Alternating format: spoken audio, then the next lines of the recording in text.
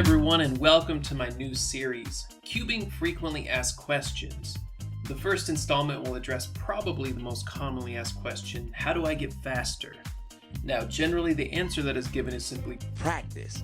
While this is certainly a valid response, it may not be the in-depth answer that most cubers are looking for. So I will try to answer this question without using the word practice. Let me start off with a formula that anyone who's taken basic algebra should recognize. D equals R times T, or distance equals rate times time. This is used to calculate how far someone travels when going at a certain speed for a certain amount of time. We need to change things up a bit in order to apply this to cubing, but it still works. The distance for us is actually going to be the amount of turns it takes us to solve the cube. Our rate is our turn speed, and our time is, let's call it S for seconds so we don't mix it up with our turns. So our question is, how do I get faster? Which of course is the same thing as asking, how can I lower the amount of seconds it takes me to solve the cube? So let's isolate the variable by dividing both sides by the rate, and now we have seconds equals turns over rate. There's basically two ways we can lower our seconds, either decrease our turns or increase our turn speed. Let's look at some ways to lower our turns first. First of all, simply through practice, you'll find more and more efficient ways of solving the cube and cut out unnecessary turns. There's no way for me or anyone else to teach you how to do this. It's simply a matter of becoming more familiar with the cube. So, we're talking about practice, man. Yeah.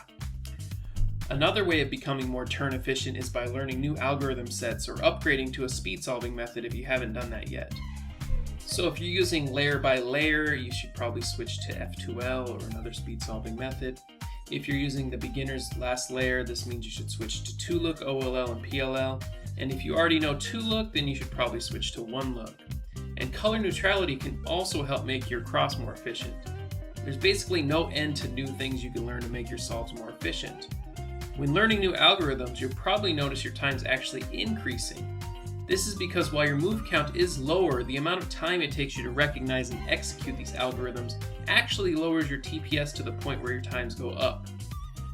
This means that simply learning the algorithms is not enough. You need to incorporate these algorithms into your solves until they're easily recognized and executed. So lowering turns through efficiency in algorithms is one part of getting faster. Now let's examine the other part, increasing our turn speed. Now this may seem simple, just turn the cube faster, but it's actually quite a bit more complicated. Cube turn speed is generally referred to as turns per second, or TPS. TPS will vary throughout a solve. Generally, the first two layers will have a lower TPS than the last layer. This is because the algorithms require less thought and get more practice than the intuitive nature of the first two layers. We can see an example of this in a solve from Felix Zemdegs. First, let's watch at regular speed.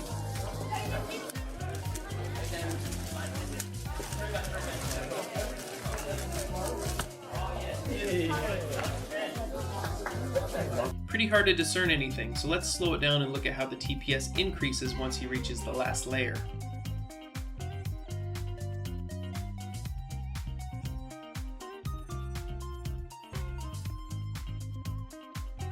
As you can see, he starts at 6.28 TPS, and when the last layer hits, his TPS shoots up to 10.07.